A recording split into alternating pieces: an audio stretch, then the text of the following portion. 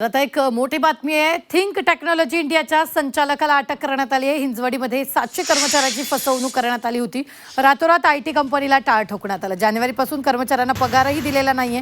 ही मोठी बातमी आपण आत्ताच्या क्षणाची पाहतोय. हिंजवडीत आयटी कंपनीला टाळं लावण्यात आलंय. कंपनीच्या संचालकाला अटक करण्यात आलेली आहे.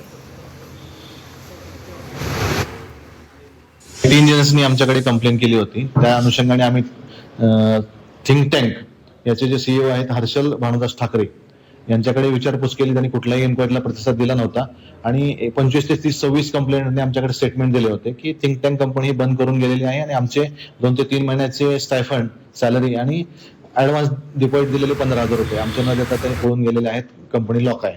तर कंपनीने कुठल्या प्रकारचा रिस्पॉन्ड न केल्यामुळे आणि तक्रारदारांची संख्या वाढल्यामुळे आणि प्रथमदर्शनी चिटिंग होत असल्यामुळे आम्ही सदरचं ऑफिस रजिस्टर केलेलं आहे.